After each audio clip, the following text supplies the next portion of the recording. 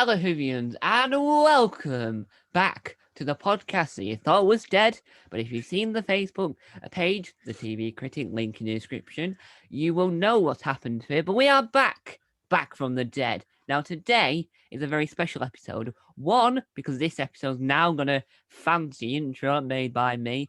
Not the best intro, but if you have a way of me improving it, leave it in the link in the description. But not only is the intro incredible, we've also got a very special guest.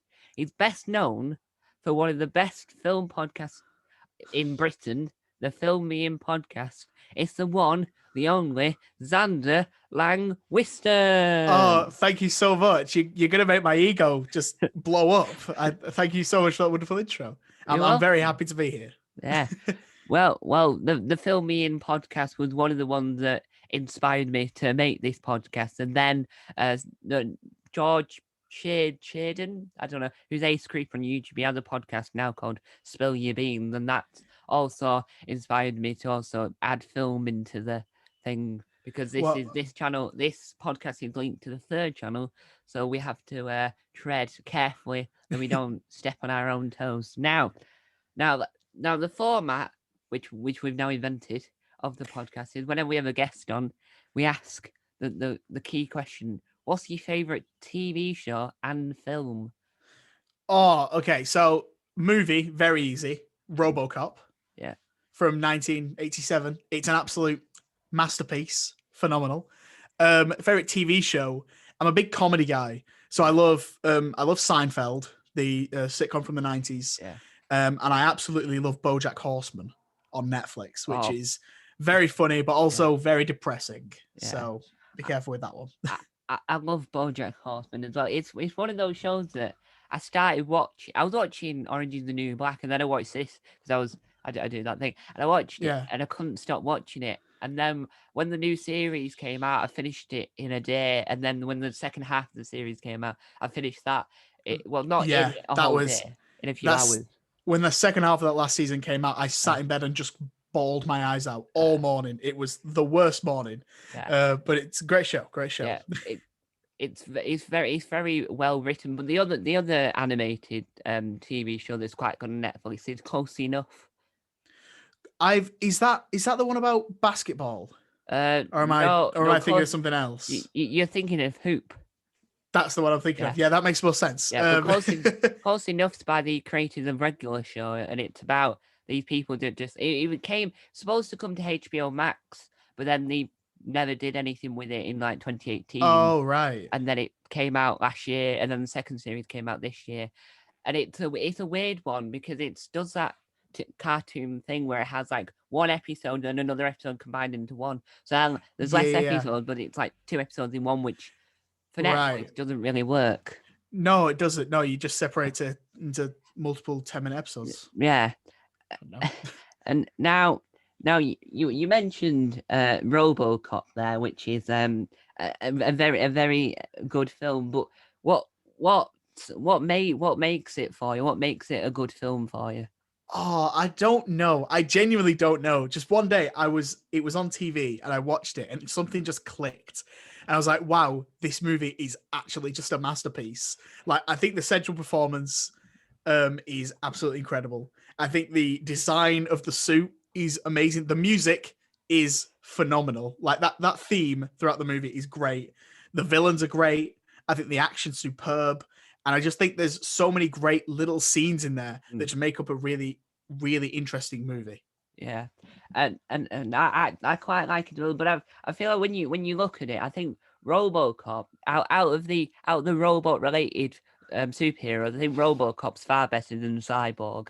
Oh yeah, 100%. Yeah, RoboCop could kick him down the street and back. Yeah, I mean, there's this Snyderverse version of Cyborg's Cyborg.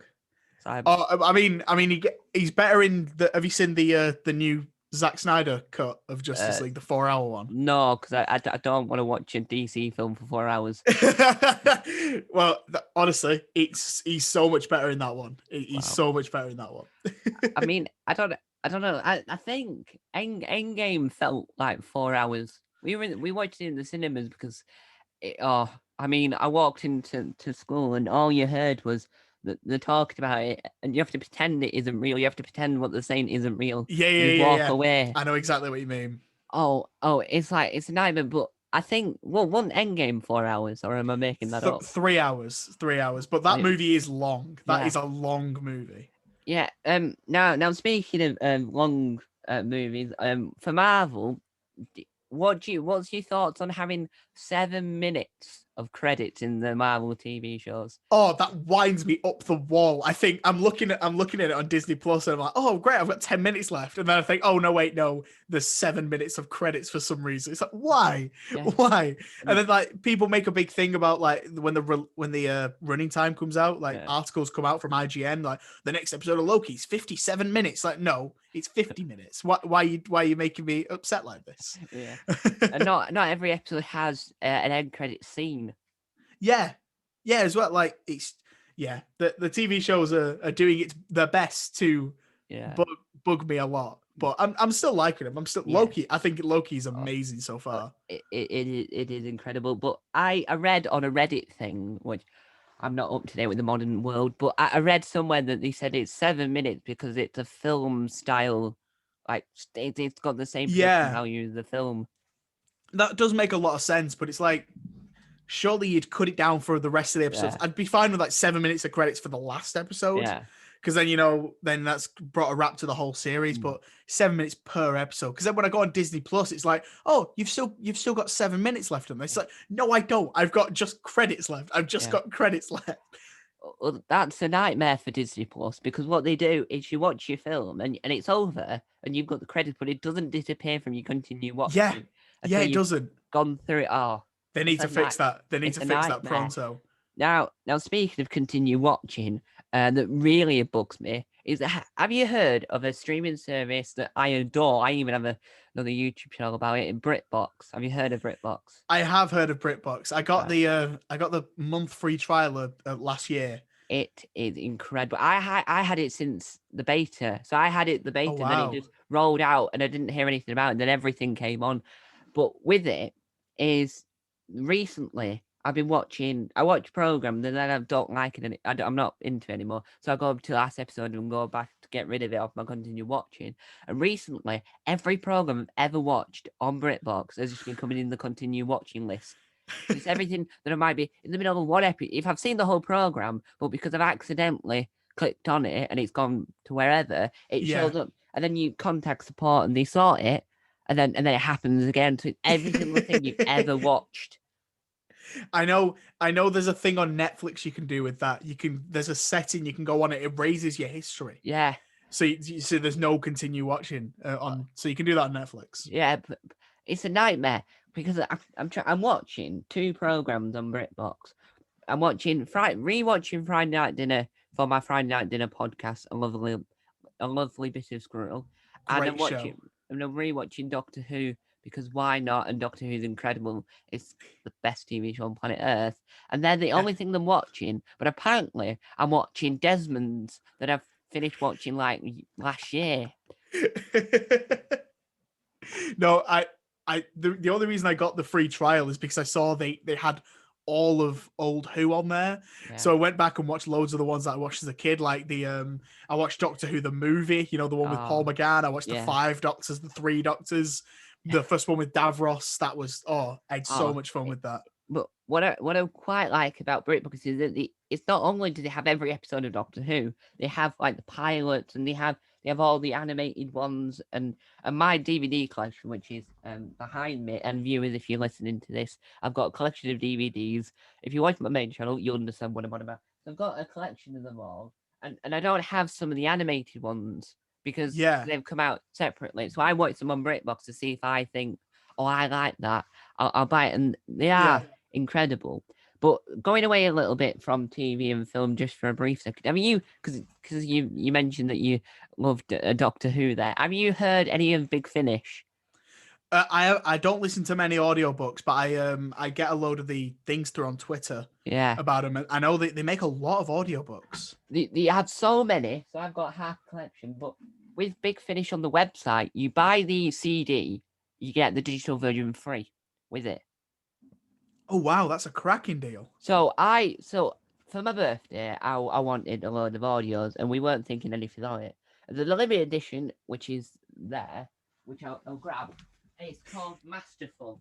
Now, Masterful is to celebrate 50 years of the Master, right? Ah, And it's limited edition, 2835 edition copy of it, and I thought they had sold out. So I'm now listening to it digitally because then I don't ruin the packaging or the box, so it's worth more later on.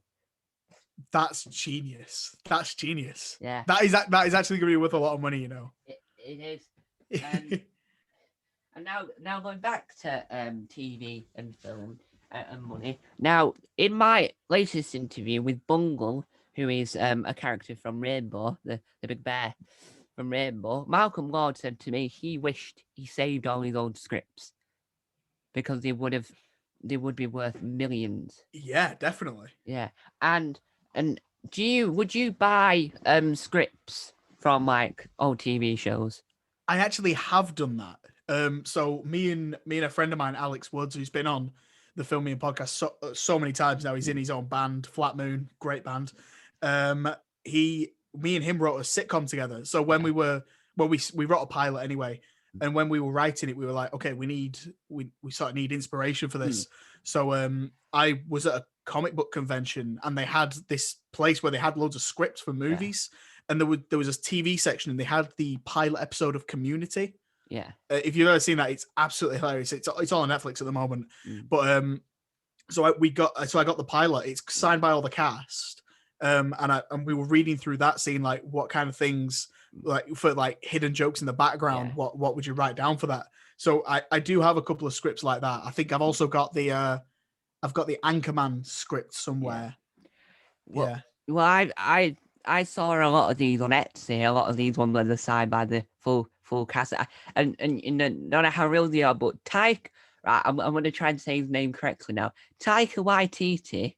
Perfect. Yeah, there we Smashed go. It. I have a screen recording on my phone of the phone reading out the name, so every time I watch it back, I just remember how to say his name because it's fantastic. Because it's a hard name, and he did something called BAFTA Guru. Now, I love everything to do with film, watching it, filming it, edit. Oh, I literally, I've got a mind of a genius. Apparently, I don't believe that, but he said that they should all be online, but for the What Do We Do in the Shadows film on Kickstarter, they gave you the original script.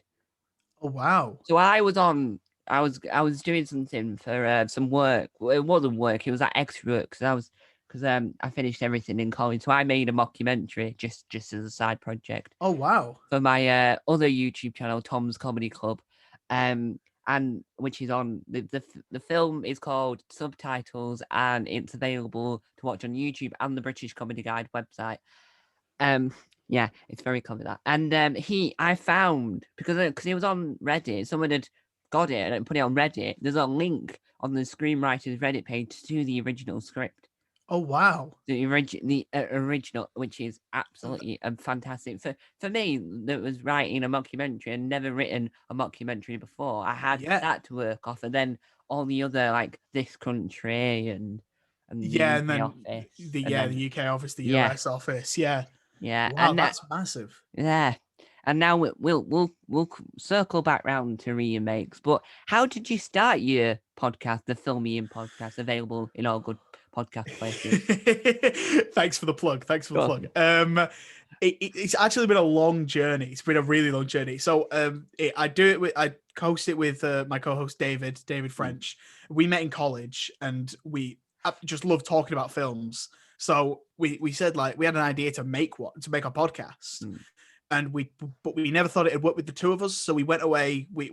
There was another girl at our college that said she'd help us with it. We did a couple of episodes of it in the college basement. It wasn't very good, but like we enjoyed doing it. And then it's just sort of ended. Then I went to work at Tameside Radio for a while, where I met James O'Malley, who's another mainstay on the podcast. And while I was there, I built up my skills of presenting a lot. And then towards the end of my time there, they started moving towards podcasts. So they said, do you want your own? I was like, definitely. So it became Xander's movie podcast. Yeah. And I did a few episodes at the radio station. Then when I came to uni, just sort of stopped doing it there. And what figured, I had this old name. It was back in college called the Film Me and Podcast as well. So we're like, I'll carry the name on and, just sort of reboot it with what I already have built up from the radio. Yeah. And then I've taken it off on my own from there. And that was, we put it on, I mean, it's just over a year since we first put it on Spotify, actually. So it's been a long year. Yeah. And now with Apple Podcast, I don't know if you've ever had this issue, but with Apple Podcasts, it doesn't always update your cover work. Because with my main podcast, the Doctor Who discussion, which I renamed from Radio Epic, because when I was in year 7, I wanted my own radio station, so I made a SoundCloud account called Radio Epic, which I'd listen to that radio station. I would listen to that. Yeah, which realistically, if you look back at it, it's questionable content. So questionable as in like, I thought I could sing, so I decided to sing. If it wasn't for me, Wellies by Billy Connolly. Now, I'm not the best at editing audio, which like music wise, which I'm learning, and so you could hear him in the background of his own songs. So it's me. It's me singing along, but then he sings it, then I sing it, but then I don't get the words right because I'm not very good at understanding a word. He sings in the if they want before me in me where and it was incredible. Yeah. We've all been there. We've all been there. Before I did that, I made a video of this song that I don't remember and have no clue what it was, but because I did it and because it was on YouTube, it was something that we had to watch every time we had some spare time in English. They were listening to me singing to a song that I didn't know any of the words for. I had the words in front of me, still didn't know any of the words. Oh no! So then I changed radio, and then I faffed around with it, changed it to Doctor Who Discussions. But the album cover has never updated on Apple since. Spotify, fantastic, updates it like that. But Apple has never. Have you ever faced that issue before? No. Like I've only ever we did change our logo once actually. Initially it was the just the yellow and orange background, and but recently we added David's name to the logo because it just had mine on. So bit of an ego boost for me, but we added David's name to it recently. But yeah, no issues with that. But back to what you said about like showing videos in school. Like honestly, having a YouTube channel in school or college was like so rough. Like you see people who've got YouTube channels now and they're like late 20s, early 30s, and they're doing so well, they've got so much money, and then when people do it when they're younger, they try and get started into it, like they just get bullied mercilessly. There's a friend of mine, Tom, he's got a YouTube channel called Tom Origins, and he's been on the podcast a couple of times, and when he was in school, we were friends in school, and he had his YouTube channel all the way through school, and he was really trying to build it up, and nobody took him seriously, and now he's doing it as his full-time job, and he's getting paid for it. So he's like, he's the one that's laughing now, because like I just don't get why kids can just be so cruel, man. Like I had a film review channel in college, and the amount of times that I would just be sat there and then hear myself talking because someone was watching it and rinsing me for it. It's like, it's just people can be really horrible, but like you've just got to keep going with it, and that's the important thing. Well, when I was in high school, I wasn't the brightest tool in the shed whatsoever, and I made a video that so my math teacher, there was only 4 of us in the math class. The math teacher said to me, "Oh, what's your YouTube channel?" And this time I only had one, and I made a video that I could never find to this day, but it was basically me just shaking the iPad as many times as possible and saying hi to the members of my class. We watched that video. I thought it was hilarious, but now looking back in it, thinking, good thing I can't find that. Good thing that never materialized. But names of videos, I wasn't Bob Jeff is one of my most popular videos on my main channel, which is Dub Smash, just sped up and slowed down. Amazing.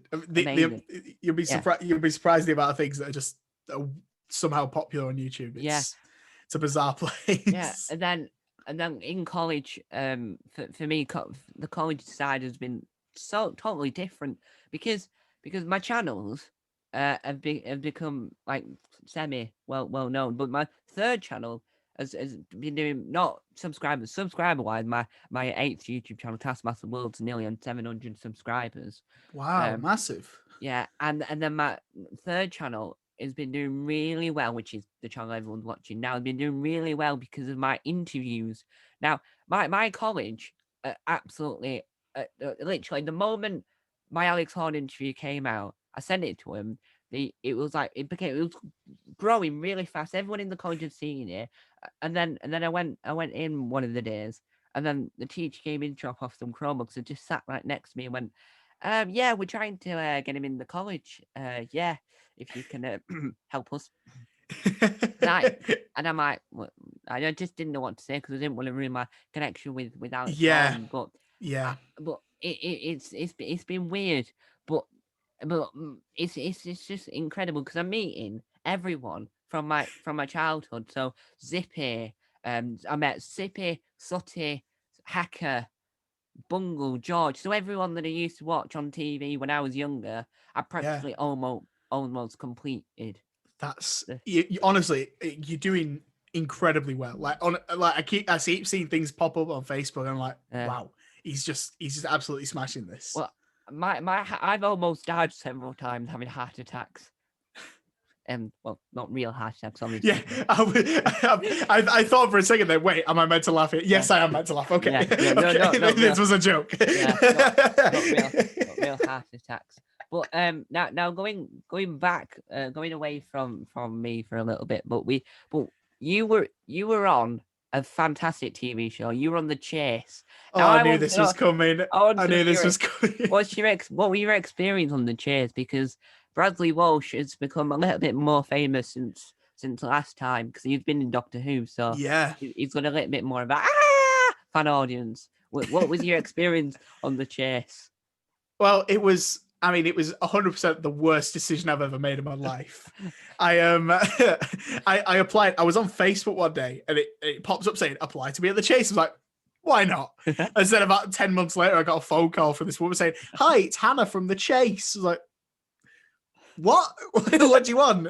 She was like, yeah, do you want to come for an audition? I was like, okay. Went for the audition, somehow got a place.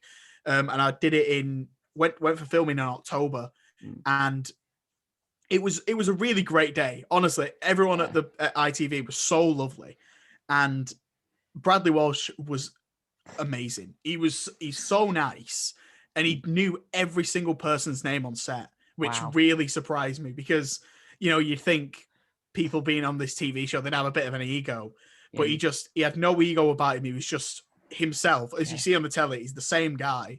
And he would say, right, okay, if you need anything, go talk to them, and was naming them. Obviously, I can't remember the names because I'm a bad person, but he's not. He's not a bad person, so he remembered all of them. Yeah, it was a really great day. That unfortunately I completely messed up on. Well, I thought you did very well on The Chase because I don't normally watch The Chase because I'm more of a I watch like other game shows. I don't know. I'm more of a BBC man myself. But my grandma rang my mum and went, St Andrews on The Chase. All right. I went, oh, I wish I saw that because it was the ages after. So we were sat there and we zoomed right to your bit. We weren't bothering about anyone else. We'd just seen your bit on it on ITV Hub, and we would get annoyed every time there was adverts on. We wanted to just see you on The Chase, and we just sat there thinking, and then my mum's shouting out all the answers. And then we're like, oh. When every time, and then when you got sent off, that was just, we were just like, you were doing honestly, so well. I watched it back with I had like a full group of friends with me when I watched it back because I needed the support for definite, and I had such a laugh watching it back because it was just there's no stakes at that point because you know exactly what's going to happen because I was there and but they all genuinely thought for a second because I got a couple of questions right and they were like, Sander, are Are you gonna do? You're gonna tell us you won like $8,000 or something? Like they thought I'd been joking about it for the longest time. But yeah, it was my favorite thing about the whole experience, though. Definitely was reading Twitter because they tell you when you're making the show, and as soon as you leave, they're like, right, okay, when the show airs, mute your social media, make yourself private, don't look on social media because people can be mean. I was like, well, here we go. This is my time to shine. Bring them in. So I was, as soon as the show started, I was refreshing Twitter. My name was trending on Twitter for about 2 hours. Like it was hashtag the chase trending with hashtag Xander. I was like, okay. Wow. So I read through it, and every single person was just slewing me. Everyone was just roasting me. There was one that said if there was a question on pies, Xander would have walked it, which I was like, that's genius, absolute genius. And then another woman said, Xander is just trying to be funny to hide his many, many flaws. And I was like, she's just read me like a book. That's incredible. I don't know how she's done it. Yeah. And did your experience of the chase help with podcasts listening? Because you mentioned it several times. You tried to get it in as many times as possible. Did that make the numbers go up, or did no change happen? It actually did. Yeah, we got a massive boost. Wow. And since then, we've kind of gained a bit more of a following, which has been amazing. Amazing that we've got any sort of following. Like that's if you'd said that to me a year ago and I said no, that's ridiculous, like no one's going to want to listen to this, but the fact that we've got any kind of following is absolutely incredible. Because there's so many podcasts now, like millions and millions of podcasts. You don't know. It's like, so I have several different podcasts because I love spreading myself out. And I have one podcast called Taskmaster World, the podcast, which is a rip-off from Taskmaster, the podcast, but for international versions. And when you when you type it in on Apple, you see the list of how popular they are. I think you must do. Yeah. And then I've always been like either right behind the official one or underneath the official one, getting rid of the one that Alex was inspired by. Because there's so many podcasts, you just don't know. Because people from like New Zealand and Chile and places are all listening to it. New Zealand are listening to it because I interviewed Sam Smith, who writes the tasks for Taskmaster New Zealand. Oh, wow. Who did say he was going to play it as loud as possible on a bus the very next day. Which I thought was like, but your podcast is one of the podcasts that I feel like I'll go back and listen to them and try and listen to many, but Apple Podcast isn't the best at the moment. It always crashes and doesn't work properly. Yeah. Or when you click play, it doesn't see. So I'm like trying to listen to one and then it doesn't work. And then I just go to Spotify and then just play them over there.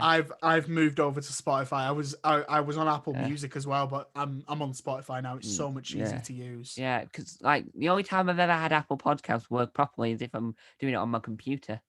Yeah. I used to have a Mac, but I recently changed to Windows, so that kind of helped it as well. I know, crazy. That's going to be a debate. It's so, honestly, Windows is so much better because I play a lot of games as well now because I happen to have like I didn't even realize it's actually a gaming PC, so I got Halo on here, so I'm like, oh my god, playing all the old Halo games and stuff like that. Yeah, now. No, with you being on the chase and one of the being on a game show. Now, for you, I'm glad to admit it here. I'm an inspiring actor, right? And anything I happen to make, I always make sure I'm the star and the lead in it, and to make sure I'm in it. So one of the short films I made was me playing two different characters. Yeah, and me doing the music and me doing the editing and me doing everything else. Wow. Yeah, because I'm that type of person. But my grandma always wants to be on Pointless. Oh yeah, and because Pointless you have to be two people. I always thought, oh, my mum could go in it, but she don't want to. And I'm not the smartest tool when it comes to film, TV, and anything that isn't maths, geography, Spanish, any other thing that isn't TV and film. I'm not very good at. I'm the exact same.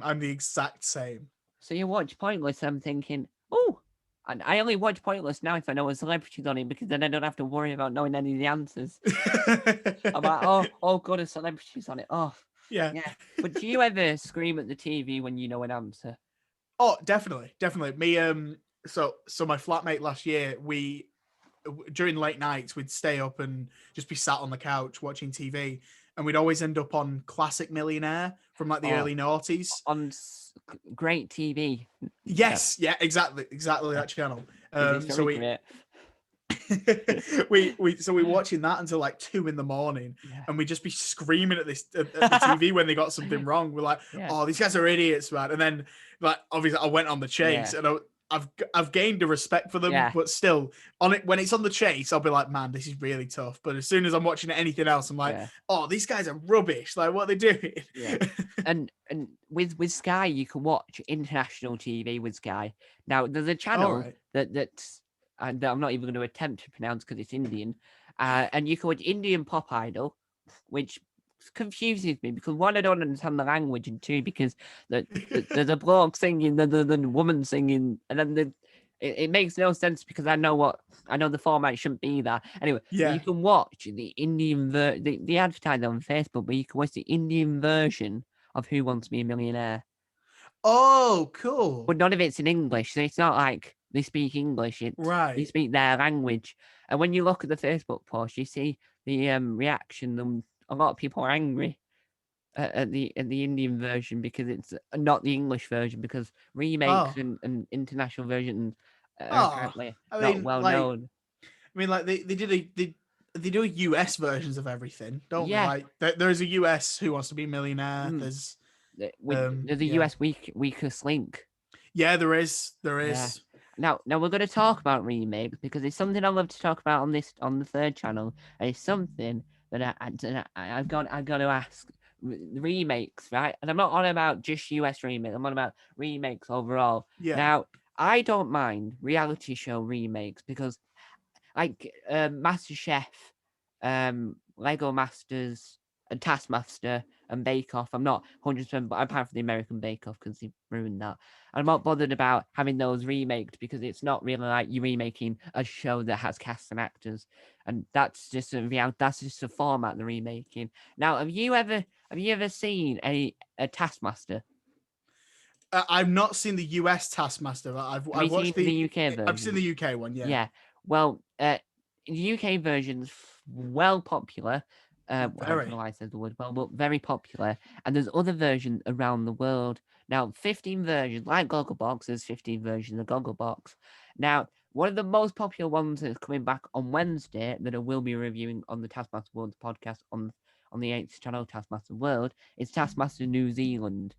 Series 2 comes out on Wednesday, and all episodes are available on YouTube, and it is incredible. Now, what's your favorite remake? If you've got a favorite. Oh, that's a really good question. I'm not sure on TV ones. I mean, other than the obvious, like the US Office is really good.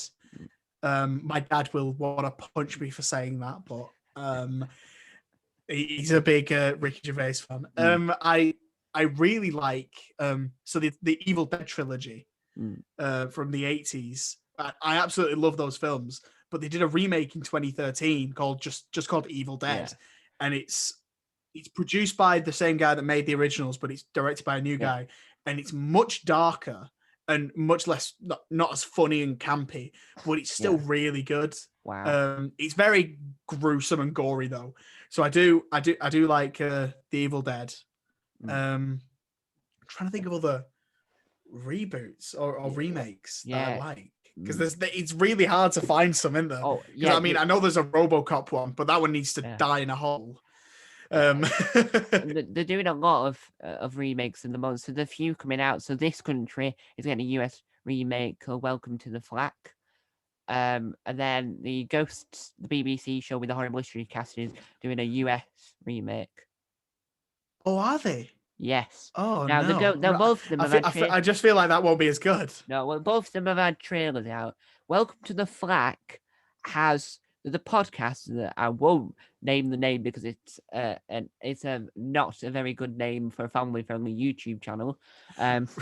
It's a quote from the show, but it's like a swear word from the show. Anyway, they interviewed the woman that created it, and what it is Welcome to the Flack sounds like it's been made with love, because they don't do anything without getting Charlie and Daisy's approval before going ahead, and they did announce that Charlie and Daisy were both coming into the US version as Kerry and Curtin. They were going to appear in it at some point, but the US ghosts, no one likes the look of it because I think it's over. Oh yeah! Oh no! And goes and all the ghosts are just copies of like the UK version, apart from the odd one like the Hamilton ghost or the Viking ghost. And have you ever seen Ghosts, the UK? I haven't, no, but I've been told by people to watch it because I really like Horrible Histories. I think that's a cracking show. And then I watched that Yonderland as well. That was good. That was amazing. So, and I do need to check out Ghosts because I hear really good things about it. What series of Horrible Histories do you like? Because there's a little bit of tension with Horrible Histories at the moment. Because series 1 to 5 is definitely because series 1 to 5 is the original the cast. earlier ones. Yeah, and then series 6 onwards is a brand new cast. It's got to be the original cast. Yeah, because even I don't know if the show's failing or anything, but they've now just moved it over to BBC iPlayer. Like they show all the episodes of the iPlayer now. And what's your favorite series of Horrible Histories? It's got to be the earlier ones with the original cast. Definitely, because it's just classic, isn't it? Yeah, and do you know off by heart any of the songs? Because that's a debate. Now looking back, I probably should have done. Well, there's a video on YouTube from the BAFTAs a few years ago where these kids have asked, do you know the Monarch song? So they all just stood there for a few seconds just singing it as fast as possible, and they knew it from start to finish. Wow. And that was Matthew Benton knew more of it than the others. Matthew Benton is a national hero, though. I absolutely love that guy. They are fantastic actors. Now Matthew Benton was in Benton, however you pronounce his last name, was in a program that sort of was good, but if it got another series, would have been better, called You, Me, and the Apocalypse. Yes, I have seen this. I watched this every single week when it came out. I loved it. And now the ending, and we are going to spoil this for you, so you've listened to this podcast and you are getting spoiled. now the ending was a cliffhanger, and it didn't get resolved because NBC, who were also joint making it, cancelled it their end. So Sky had to cancel it because they didn't have enough funding for it. Oh man, that's so devastating because I really dug that show. I really liked it. I mean, the ending freaked me out as well because that is such a twist, a twist in the knife, isn't it, at the end? Well, watching the whole show just makes you realize what would happen if there was an apocalypse and you only had so many days left to live. Yeah, definitely. It's like Black Mirror, where it like just tricks your brain and then just makes you think about like what if we're all not real and all that and all that going too deep into the world problems. Yeah, exactly, man. Yeah. Exactly. And Pauline Quirk was fantastic. She's fantastic in Birds of a Feather, but she's fantastic in that. Have you ever seen Birds of a Feather? No, I haven't. I'm trying to think who Pauline Quirk is. Yeah. Which characters does she play? She played Matthew's mother in it. Yes. She was great. She was really great. Now, I will explain what Birds of a Feather is. So it was a BBC sitcom that got cancelled in the 80s, and then a few years later, ITV brought it back. Right. And then it came back last year. And then because it got cancelled, and it came back last year, and then it's no longer run. But it started BBC, then transferred to ITV to finish it off, and it's about women just living together. It's basically nice. It's like Men Behaving Badly, but for women. Oh, right, cool. Yeah, without Martin Clunes.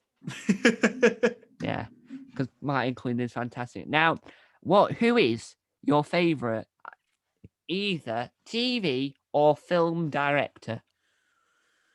Oh, you're hitting me with the hard questions here. I think favorite directors. I really like Sam Raimi. Yeah. He made the Evil Dead films that I mentioned earlier and the Spider-Man trilogy. I really like Edgar Wright. Yeah, Edgar Wright's phenomenal. I love Edgar Wright's done like the Cornetto trilogy. I love Damien Chazelle. Yeah. He did two of my favorite films, which are Whiplash and La La Land. Oh, La La Land is really good. La La Land's so great. I've been watching more and more John Carpenter Yeah. movies, and he's really great. Obviously, Quentin Tarantino. That feels Yeah. like an obvious one. Yeah, Steven Spielberg's up there. Yeah, exactly. Yeah, but he's too common of an answer. Exactly, yeah. Trying to come up with different ones. Yeah. I'm trying to. Who else would I say? I don't know. I'll stick with those ones: Damien Yeah. Chazelle, Edgar Wright, and Sam Raimi. Now I'll tell you mine because I love making lists. So I made a list, and the list will be growing currently on 3 because I couldn't think of any at the time. So I'll go from 3 to 1. The 3 is Alfred Hitchcock. Yeah, classic. Who did I'm gonna say Scream, but it's not Scream. It's No, it's Psycho. yeah, that's it. I knew it began with an S. Steven Spielberg because he made Ready Player One. Yeah, Because it's fantastic. And then Taika Waititi because he made fantastic films such as Boy, Hunt for the Wilder People, Thor Ragnarok, the brand new Thor, Jojo Rabbit, What Do We Do in Shadows film, What Do We Do in Shadows TV series, and co-made Wellington Paranormal, which is also made by Jermaine Clement. He also did Flight the Concorde, which I'm not a big fan of.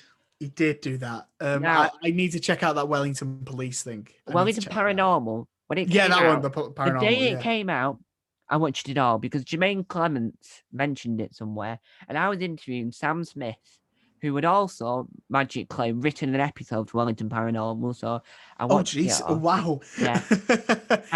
And Angela Dravid, who's a contestant from Taskmaster New Zealand, was in an episode as well. But wow. Wellington Paranormal is a spin-off from the film What Do We Do in Shadows? Yeah. One of the characters is in the program. Now, it's based in New Zealand, where the TV series is based in New York, and it's about these police people that are. I got it on DVD downstairs in my DVD stash. It's fun. It's hilarious. I watched it and could not stop laughing, and it's like Taika Waititi is in it, but he's in it as one of the vampires from What Do We Do in the Shadows. Oh, from the movie, yeah. Yeah, but he isn't involved in it as much as Jermaine Clements is. So Jermaine Clements does most of it. He just dips in and out because he's got rights to the property. He dips in and out because they're currently filming series 3 in Canada for What Do We Do? And he's also in Australia doing Thor Love and Thunder. He is, yeah. The guy's just working so hard. Yeah. And have you ever seen Jojo Rabbit? Yes, I have. I really, really like that movie. No, we're going to tread very carefully with this film because it's a film that whenever I see it advertised, it's made by Disney. Because Disney now own Fox. Yeah, they do. Yeah, they own Fox so when you think of the concept of Jojo Rabbit being about a boy that's friends with Hitler, you think that kind of that wouldn't have gone past Disney. The Disney probably not. Probably not. No, but I spent the other week all day watching Taika Waititi interviews and everything about him, and I never knew until one interview that he was Hitler. I never knew he played Hitler. Yeah, he did. Yeah. You look at it why did you not realize that before? there's a TED talk with him where he said, like, as a kid he used to have like the Hitler haircut and used to like draw little mustaches on pictures of himself and stuff like that. And it's so weird. Yeah, he was on it. He was on about in a BAFTA Guru is a fantastic YouTube channel which I highly recommend. And it's for anyone that's in film, TV, and it's like that. It's anyone. He did a screenwriting lecture that's an hour and some minutes of him being hilarious because he starts off by saying, I should have brought a presentation, but I just didn't. And then, because on the screen behind him, they had like, Taika Waititi, and then a segment of a script he wrote, and he went, well, here's my presentation. That's my name. That's the company. That's a little bit of my script. There's a lot more of it, but that's a little bit of my script. and he's a hilarious person. And he did an interview for the for one of the Tonight Late shows on US television with Jimmy Fallon, where he was on about Jojo Rabbit and then hinted to Thor Love and Thunder. And he did say that there's going to be a female Thor in Thor: Love and Thunder. Yeah, it's Natalie Portman, isn't it? Yeah. She's coming back. Yeah. Now, what's your thoughts on Marvel as a whole? Not just the MCU films and the Disney Plus series, but the Netflix shows and the ABC shows and the WXYZ shows. I never watched like the ABC shows like Agents of Shield or anything like that, but I do love Daredevil on Netflix. Yeah. Daredevil on Netflix is absolutely superb. Yeah. The first season of Jessica Jones is also superb. I heard they were all coming into the MCU. I've heard that them Netflix series were linked to the MCU in a massive way. Yeah, the word like when they first came out, they were linked, but they've kind of distanced themselves more. I'm not sure what's happening now because apparently there's a rumor that Daredevil's gonna turn up in the new Spider-Man film. Yeah, with the TV actor, not the film actor. Yeah. So sort of connecting the universes a bit more. So that'd be great if that happens. But yeah, Daredevil's an absolute masterpiece. Yeah. But the Marvel films, I absolutely love them. Like I can just sit and watch any of those at any day and be like, this is a good time. Favorite? It's got to be Infinity War. It's got to be Infinity War. Like that's the best one. I've got to disagree there. I prefer Thor: Love and Thunder. Oh, do you mean Ragnarok? Oh yes, I meant Thor Ragnarok. I was gonna say that was out here, mate. No, that's not. Thor Ragnarok is fantastic. Yeah, Thor Ragnarok's a close second for me. Yeah, and there's an interview he did for Last Leg, where Adam Hills, who was a fantastic comedian, asked him if Cork was the Prime Minister of New Zealand, what would his policies be? And so he decided just to sit there and say that he would ban anyone that isn't a rock. And it is a fantastic film. Now, who's your favorite superhero of all time? Whether it doesn't have to be Marvel, DC, it could be from anything. It could even be Banana Man. Well, I mean, technically, RoboCop is a superhero. Yeah. But I'd have to go Spider-Man. I absolutely, I adore Spider-Man. I grew up with the films, with the TV shows, with everything. Yeah. Which version though? Which live action? Which live action version out of the three? Oh, I think my favorite live action film is Spider-Man 2. Yeah. But I really like Tom Holland. Tom Holland's really good as Spider-Man. Yeah, I quite like Spider-Man 3 because I felt like Venom was quite good in Spider-Man 3. I accidentally watched the whole trilogy a few months ago. Yeah. And when I say accidentally, I thought in the morning I was like, oh, I'll watch the first one. Yeah. And then I watched the first one. I was like, right, okay, that just means I'm going to watch the second one. And then I got to the end of the second one. I was like, how much do I hate myself? Yeah. Okay, right, I'll watch Spider-Man 3. Yeah. And I just sat there. I had so much fun watching it because it's just there are so many terrible moments in it, but it's just so much fun to watch. And you have like when he was doing the dancing down the street, I was dancing along and clicking and doing the thumbs and stuff like that. Like it's great fun. You can't have a bad time watching it. But the Tom Hardy Venom film's quite good. Oh, I very much disagree. That's been a big thing with a lot of my friends. A lot of my friends really like it, and I just can't get behind it. I think it's just terrible. I think it's fundamentally just a bad movie. And everyone else is like, no, but it's really fun. I'm like, no, I can't deal with it. What makes it bad for you?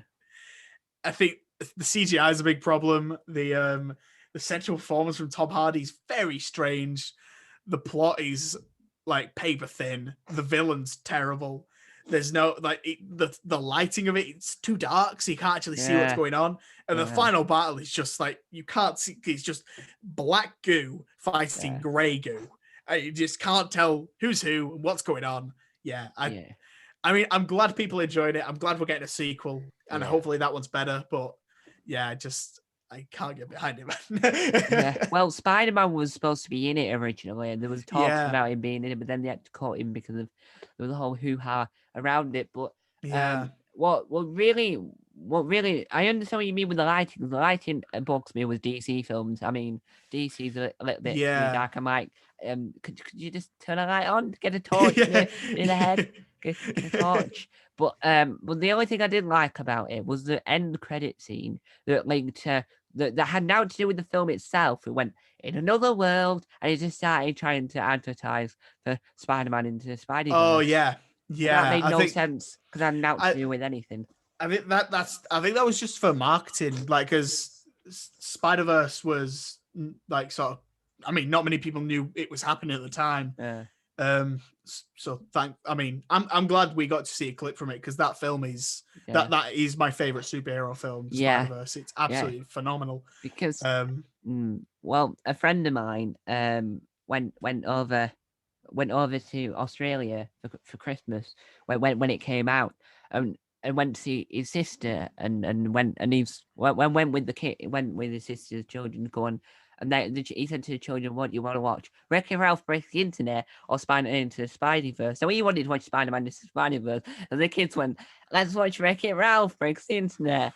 So he told me about this afterwards, and I found it hilarious. He got forced to watch Wreck-It Ralph when he could have saw Spider-Man into the Spideyverse.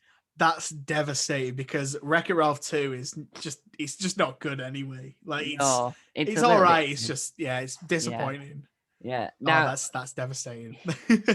But I just you watch Spider-Man into Spideyverse and it is incredible. Now I don't believe the rumors for the live action version of it. Do you not? No, because I just think it's like, oh, we've got this film now. Let's make it into live action. Woo! And then they just need time because Doctor Strange is supposed to be the one that's supposed to say his multiverse from WandaVision to there. Then after Doctor Strange has come out and sorted out the multiverse and said there's a multiverse and done all that, then I'll be all right with them doing it because then we've got more experience. Because with the Flash, that sorted out multiverses ages ago, so sorted that out, and then the film Flash appeared in the TV series, so they had that covered from the get-go, so that was all right. But Marvel need to sort that out quite quickly. Yeah, they're building up some sort of big multiverse thing anyway. So they're doing Doctor Strange. They did WandaVision, which kind of slightly opened the door, I guess. Yeah. But if anything, Loki seems to be the one that's doing the most heavy lifting with multiverse stuff far. I mean, everyone loves the female Loki because she was in Friday Night Dinner. She played Tom Rosenfeld's girlfriend in it. She was in an episode. She had black hair when she did that. Oh, right. So everyone's really like, oh, it's her. It's her. I was going to say, she looked familiar, but I just could never put my finger on it. Oh, it's just woof. Now I looked back at it now and you hear a voice and you think, oh, well, yes, I do remember in Friday Night Dinner. Even crazier, the woman who plays the head of the TVA, she was in Doctor Who. She was Martha's sister in season 3. She was. He was. And she's like a main, like a famous actress now. She's in loads of stuff. I was like, you're in Doctor Who. You're a side character. What are you doing here? Well, one of the actors that plays one of the TV. This is a spoiler for Loki. I have to spoil it so then I understand where I'm on about. The woman that realized that she wasn't real and started whacking everyone at the end of the last episode. Yeah. Yeah, the one that's part of the TVA. Yeah. My dad always thought that was Lola Thorpe, who was in Alan Partridge for a while. She was. I don't think so. She was in This Time with Alan Partridge, Lola Thorpe. She's the one that every time they yeah. Alan kept talking and she kept like, no, not actually this. Not actually that. Yeah. That show's really good, by the way. That show's really funny. What's your favorite sitcom that's on the BBC? So that could be American one on BBC Three. Any show on the BBC. Like not like on BBC iPlayer mainly because a lot of the shows that we might mention isn't currently airing. I really like that What We Do in the Shadows TV show. Yeah, that one's really great. Really great. Matt Berry's brilliant in it. Matt Berry's one of my favorite comedic actors. It's just his voice. Father. Hell's Teeth. If you like him in that, you should watch there's a show. It's an old Channel 4 show. Sorry, very off topic. Dark It's Marini's called Dark Place. Garth Marenghi's Dark Place. Yeah, it's Yeah. absolutely phenomenal. It's fantastic. But there's another one he did where he did a documentary about Brexit. Did he? Matt Berry played a comical character and apparently knew everything about Brexit. Amazing. I need to find this. I need to find this because I love him. He's great in Toast of London as well. I love Toast. Is one of those programs that you watch and think this is history in the making because he's the first. Because Toast is the first program to ever have a main program on at Channel 4 and then do Toast of America on BBC One. Really? Is that an Yeah. actual thing? Yeah, and then there's an audiobook version of Toast where Matt Berry's playing Toast, and there's a physical book out. Wow. And the singer of the theme tune is Matt Berry. Yeah, it's his. I googled it because I was like, "This song's really good. I want to hear this song." And it's Matt Berry's band. He has an album of classic children's songs like he made his own. He sang Rainbow, but he sang Rainbow in his normal tone. He said like Rainbow. He went Rainbow. Like did it like really like a different tone in his classic Matt Berry voice. Yeah. Rainbow. Yeah. Have you seen Shirl? Shirl. It's a BBC Three show with all the other four pins and woman. It's about this fat woman. I am gonna say this. It's about this fat woman who works for this company that does magazine articles, and she writes this article about her being fat, and then everyone's like angry with her, but then they're all happy with her afterwards because she said, "Oh, I'm fat," and then it's all about how she's falling in love with this other bloke, and then her roommate's falling in love with this woman. All the other four players like, oh, and she's the hairdresser from England. Cool. Yeah. That sounds fun. That It's on sounds like BBC Three. But the film Shang-Chi and the Three Rings. Oh, Shang-Chi and the Legend of the Ten Rings. Yeah, that's it. Well, there's a woman in there called I don't know her real name. I don't even know if it is a real name, called Aquafina. Yeah. Because there's a program called Aquafina from Queen or whatever. Is that her as well? Yeah. That's right. how everyone called her Aquafina. But this program she's in is quite rubbish because it doesn't sound right, and you watch it and you think, what am I watching? it isn't great. But Sky One, I'll say this, and then we'll move on towards the final few questions. But Sky One did fantastic sitcoms in like the early 2000s because I started watching a lot of the older ones that I wish I saw. So like Stella is written by Ruth Jones. Stella, the first couple of seasons of Stella are really good. Really good. I was watching it, and every so often my mum would just hear it and walk in and miss hours of work she's supposed to do because she's been watching it. And then she just gave up and started sewing badges on a scout shirt and Stella's the only thing that kept her sane, apart from the fact that she was watching Stella and sewed a badge upside down. But Stella's really good. But then Mount Pleasant's another good one. I saw a lot of adverts for that. That's got famous actors that are in it. But the only one that I can probably say you'll probably recognise is the one and only Bobby Ball. He's in it from Cannonball. He died last year. He did. Oh no! He was in Not Going Out. Oh, he was lead dad in Not Going Out.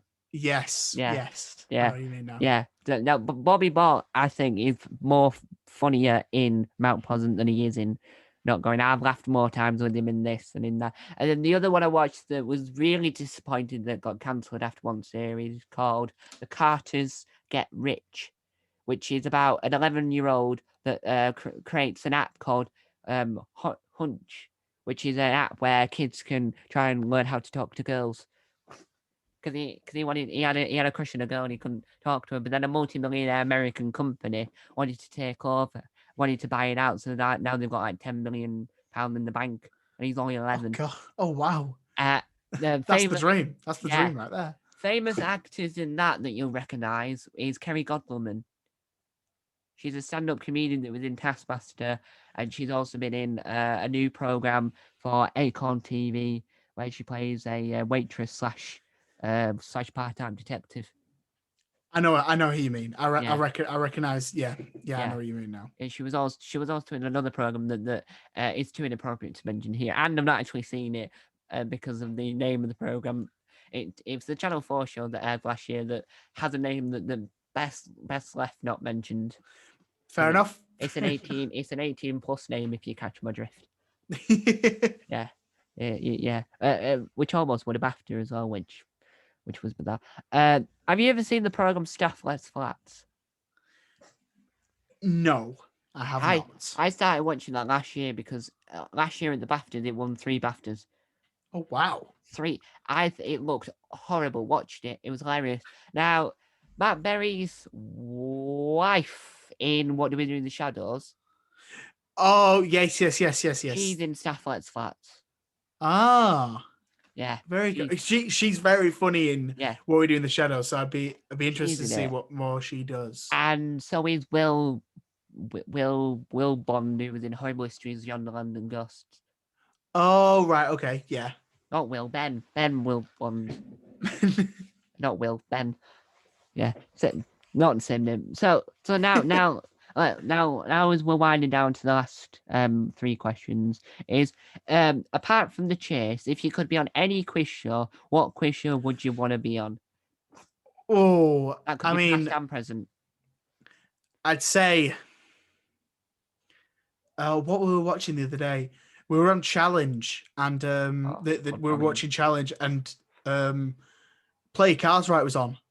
Oh, That looks like so much fun. Bruce, you could technically go on that for Alan Carr's game night fun, where he does a new game show each week. Ah, right. So he did play that tune the other week. He did Bullseye. He's done Play Your Cards Right, but he sometimes like brings them back if they're really popular. But Challenge Yeah. did their own version of Bullseye with one of the actors from Phoenix Nights as a host. But for me, it would be Pointless. Beat the Chasers. Pointless is a good one. Pointless, Beat the Chasers. Countdown because the reason I want to go on Countdown is because I'll be on Gogglebox. Because I'll be one of the I'm not very good with numbers or letters at all. And so it'd be more funnier. So I'll be one of those ones that have so much of a hilarious moment that I get featured on Gogglebox. That's it. That was my aim when I went on the chase. My aim was to just make the biggest meme of myself possible, and it actually worked. Like I became a meme on the ITV Instagram account. Like they made a meme of me, and so it's become my profile picture on Facebook now. It's phenomenal. Yeah. But yeah, I think another one I'd want to do is Who Wants to Be a Millionaire. Oh, because you can sit there and you can like look at the options, whereas on the chase you've got 5 seconds to answer it. That's stressful. I mean, there's ones that you wouldn't want to be on Anne Robinson's edition of Weakest Link. Oh no! But Rubbish Wrangler Nathan's hosting a 12-part celebrity edition. Yeah, he is. I heard about this. Because I think Weakest Link's become more popular because of the US version. Because Sue Sylvester from Glee hosts.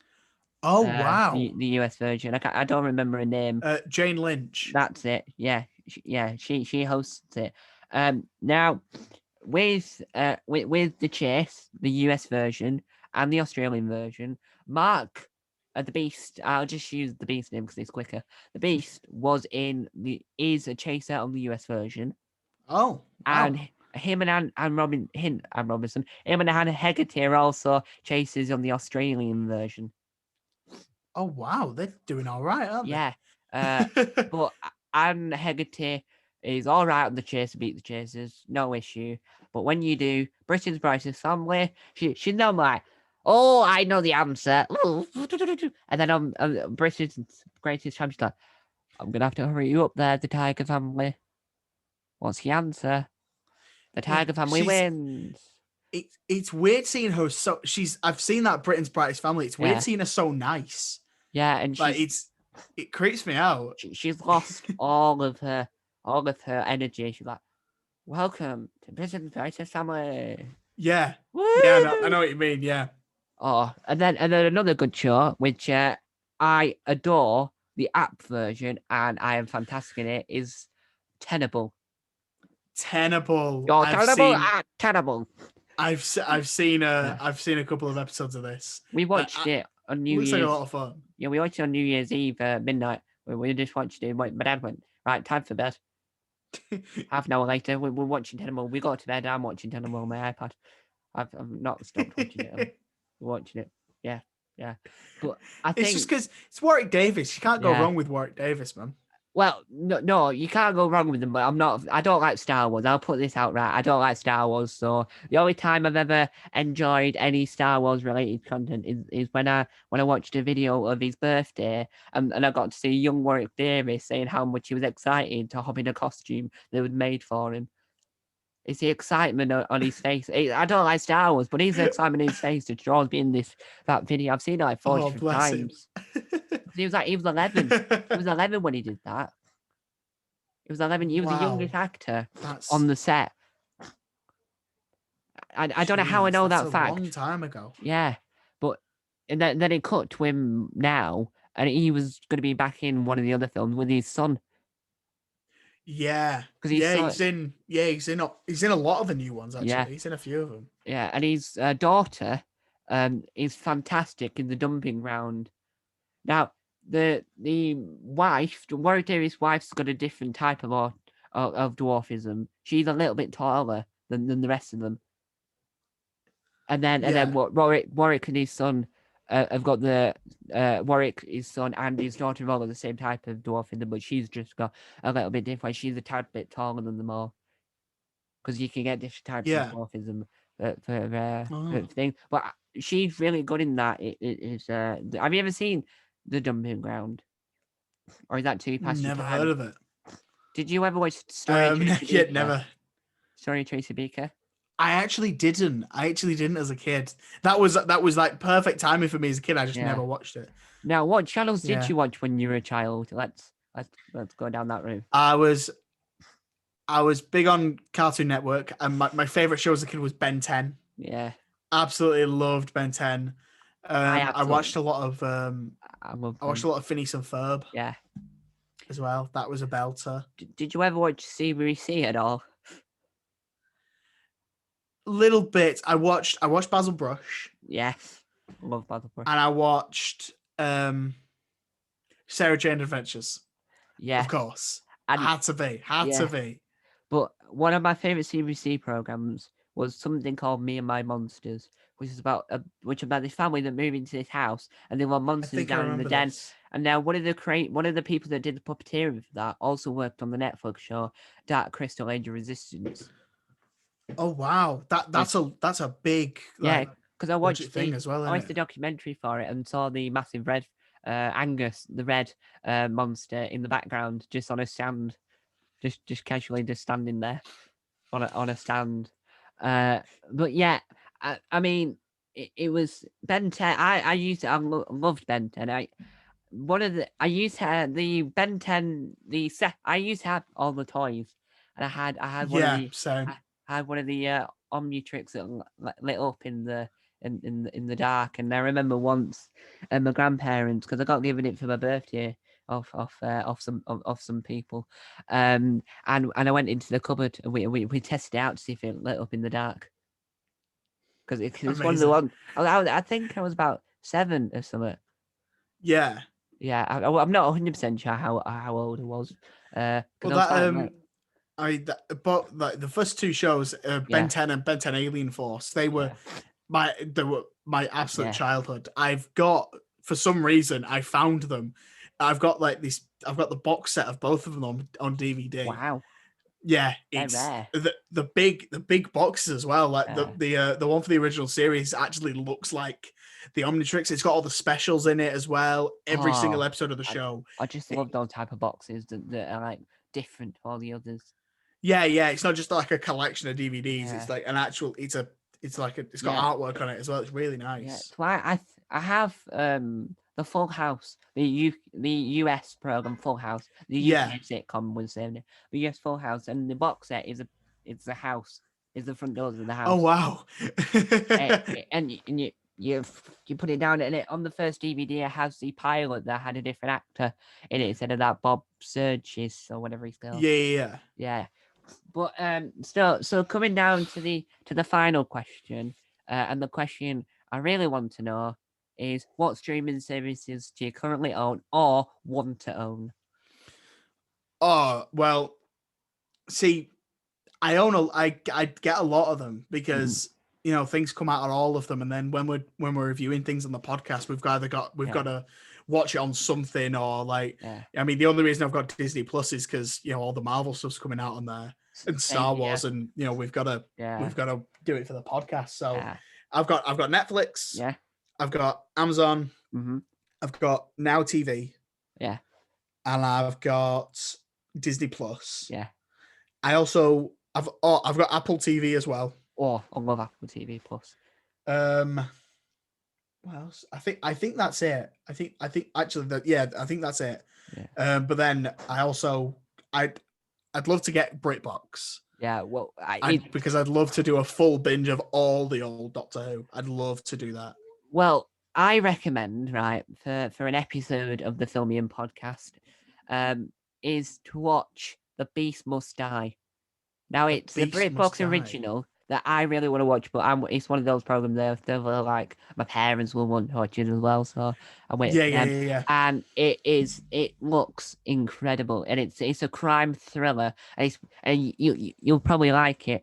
Now what's really, we're going to go back to the Filmium podcast now because it's the main reason you're here. Not just because I haven't seen you in years, and it'd be nice just to do something with you. And I really like it, and what's really interesting, I liked how the element of like when you were on the chase, you became a guest for the episode, and they became the host, and I like that, and I feel like a podcast like that would work really well with more guests outside of your friends group, and I reckon that would work.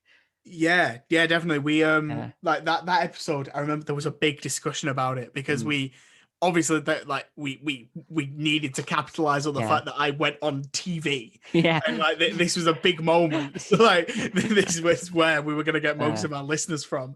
So like I said I wanted to like I said if we get a lot of listeners from this, I was worried that people wouldn't like sort of understand that I was still the host if I was also a guest. But you explained in the beginning. Exactly, yeah. So I ended up like saying to him, right, okay, let me record a bit at the start, say what's going on, and then we'll do the episode. But yeah, that was the thing as well. The podcast is my baby. I created this thing at the radio station. I made it what it is, and David's been so helpful throughout it all. And it was so tough for me, like even for a moment, to like give up that power of hosting. And like it sounds really like egotistical, but it's not. It's very scary. Yeah, it's just that I know what I'm doing. Like when I'm hosting, I know exactly how to do this. And did you still edit that episode? I did, yeah. I edit all the episodes myself. We should have some form of control still. Yeah, exactly. Yeah. So yeah, I did struggle with that, but to be fair, since then we've had other people coming in and host. So James has hosted a couple of times. I let David likes to do it on his birthday, so so on his birthday we let him pick the topic and run the show. Yeah. But yeah, so that was tough for me, but it's gotten much easier now that I know that I need to trust my friends and know that they know what I want to happen as well. Yeah, and I love hosting podcasts as well and making YouTube channels because I've got 8. And the 8th one of them is a production company that has everything in it and does like announcements and deleted scenes and bits and bobs called TGM Productions, which sponsored this podcast. My own production company that isn't officially a production company in a money sense, but is a production company in my own sense, made this. But one of my things that I've always loved to do that I never get a chance to because I never know anyone I never know anyone, that I would always love to be a guest on a podcast.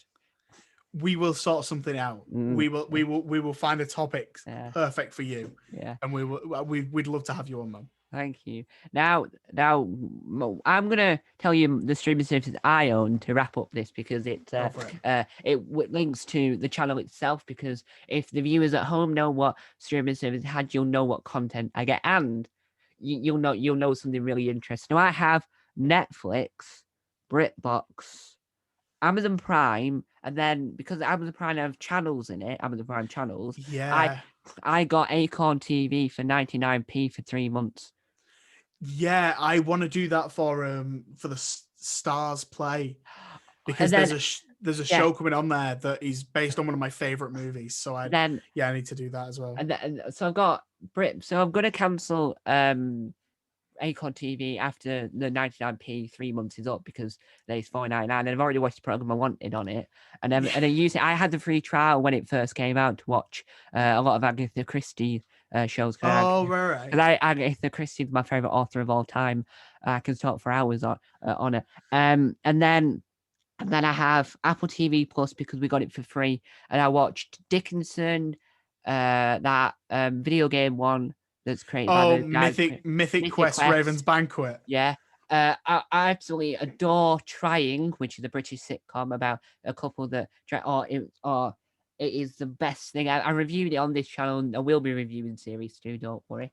And then they're the ones I've got. I used to have a free trial to Stars Play, because I needed it for college work. Now, we did a trailer, and we had to watch horror films. Now, there's a program I wanted to watch called Castle Rock, which is based off Stephen King. Yeah.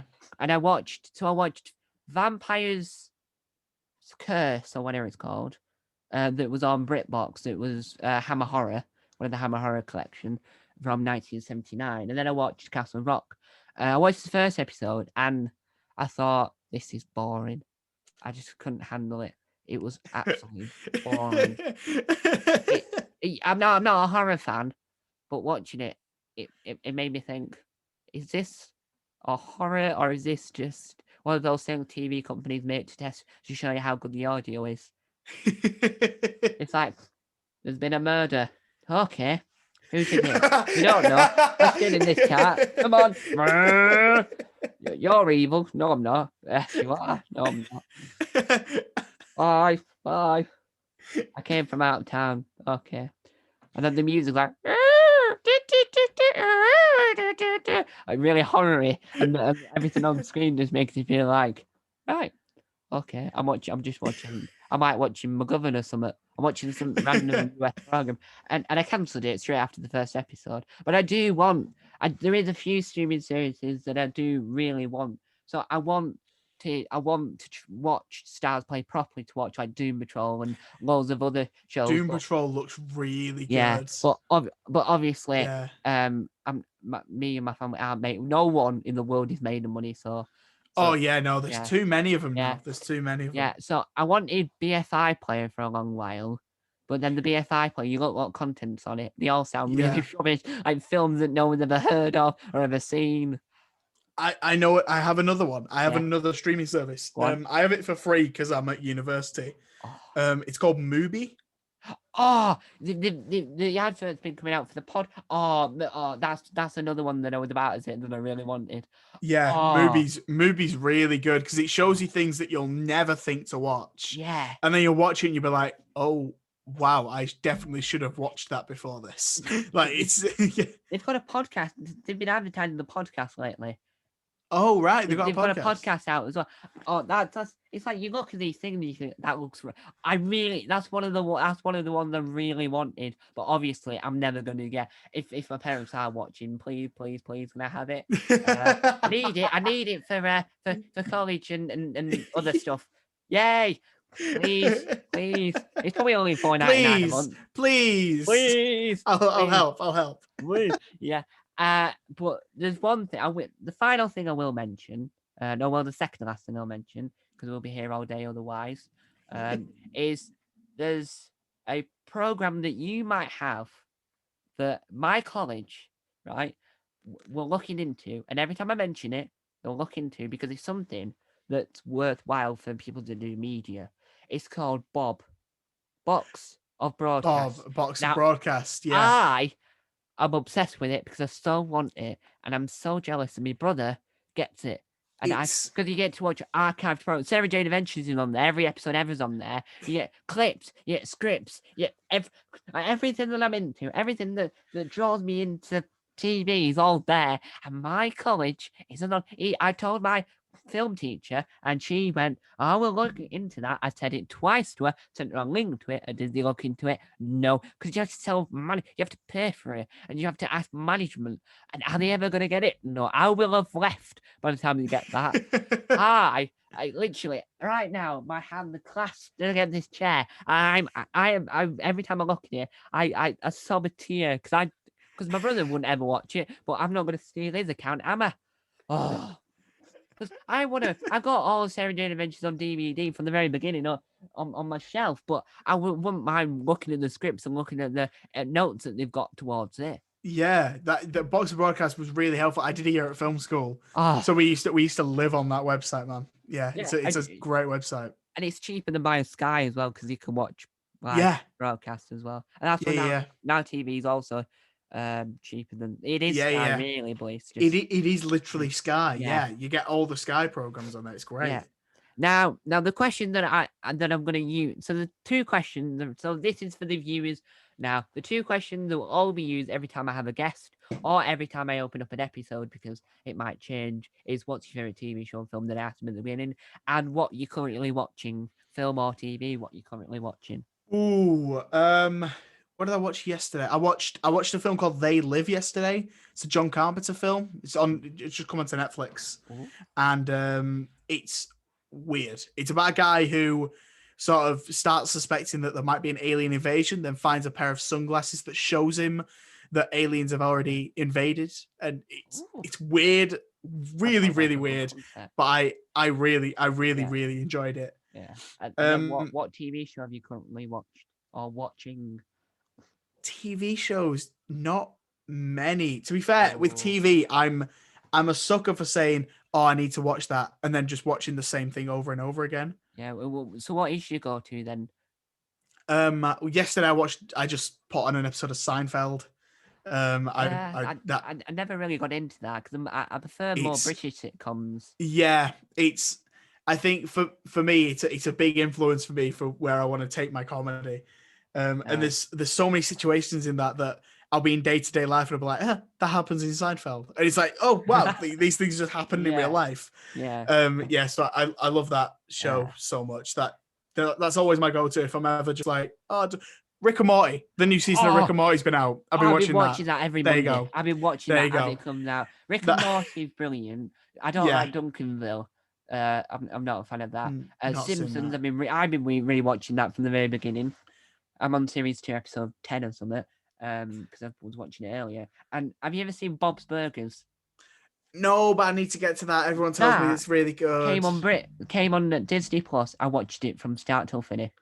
I even watched the new. I watched the new series on Sky because whilst I was watching, I recorded the new series 11. Oh my gosh. It is phenomenal, and I Yeah, always wish. I always look at Louise and think, if I ever got one of those hats, how would the ears stay on? The ears don't. Yeah, but how does she go to the shower with it without getting the hat where the ears flopping? Because she's got that pink hat on. They're making a movie of it, aren't they? Yeah, well, they've As well. actually benched that to let other films go in. They've actually right. removed it from the schedule, so then they can focus on other film, the new film. So it might end up being a Star original.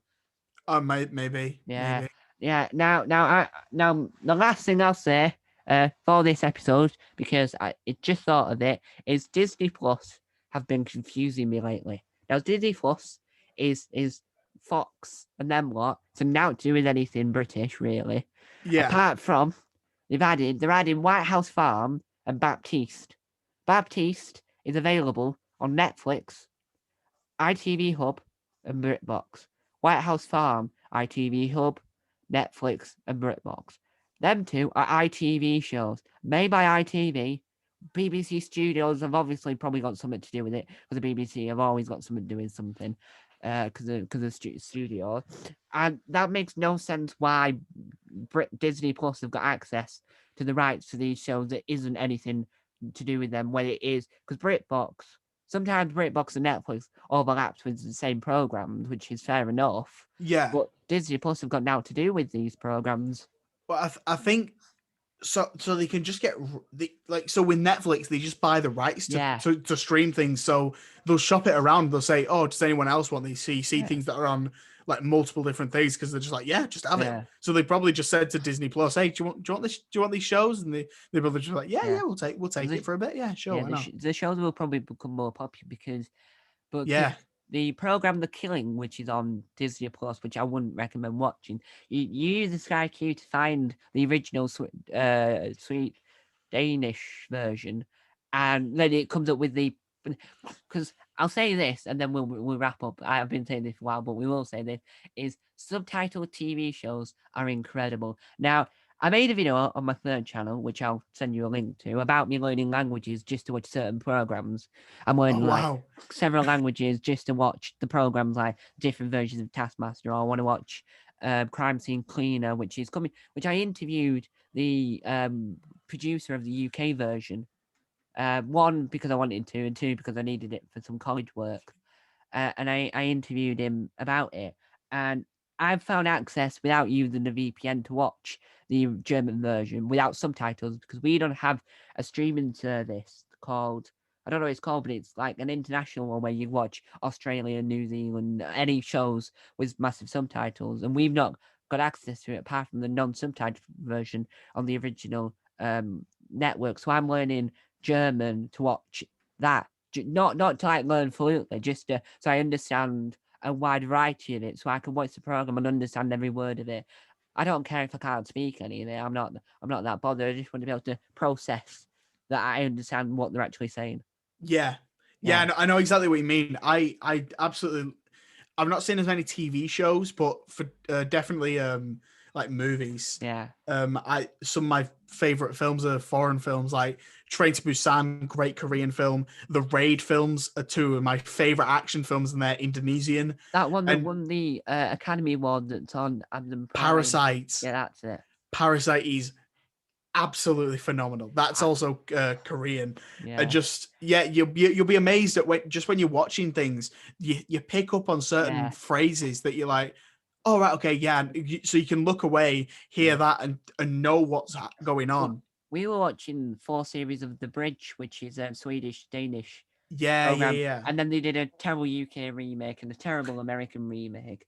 But my mum and dad, so I'm learning Danish as well. Just because it'd be really interesting to watch the program without subtitles. Yeah, just definitely. To see if you think, and it's on SVT, which is a Swedish app. And I've got loads of international apps on my iPad as well. And that's a program that my mum and dad have picked up a lot on it, a lot of words on it, because it's like you watch it and it's 2 different languages, and you watch them in interviews for BBC One, and you learn how she's learned to understand Danish because it's a little bit faster, and he's learned a little bit Swedish because it's speed. That's with languages, a lot of it's faster than some of them. And a lot of languages like cut off words because they're like talking and you don't hear the end of that word. Yeah. And it's really interesting. So, anyway, how would you rate your experience on the TV Critic podcast from 1 to 5? I'd give it like a 2 out of 10. I had a horrible time. No, this has been a really, really fun time. Yeah. I'm actually absolutely honored that you they listen to the podcast and to just enjoy it so much. So thank you honestly for having me. I've had a wonderful time. You're welcome, and I've had a wonderful time doing this, and I've had a wonderful time making episode 2 because, as I keep on saying on Facebook, link in the description, the special episode is taking a little bit longer to come out because it's a special episode, which Xander will get an exclusive of what that is after we stop recording, because I'll tell you what that is. And hopefully you guys enjoy this episode. Now, there won't be a new episode of the TV Critic podcast for 10 weeks because Taskmaster World, the podcast, is taking over for 10 weeks because we are doing Taskmaster New Zealand Series 2 from the very beginning when it airs on Wednesday. We're doing every single episode. We're reviewing them. I might not be wearing the suit. I might be. I never understand what I do on that channel, but Thank you for nearly 700 subscribers on that channel. And thank you for nearly 100 on this channel.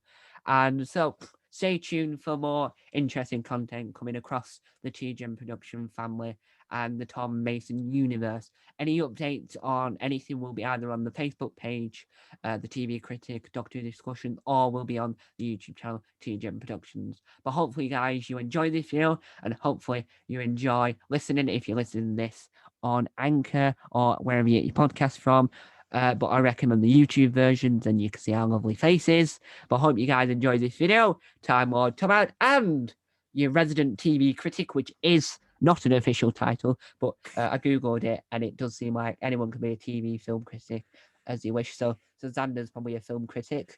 But I hope you guys enjoy this video. Time Lord Tom out. Bye.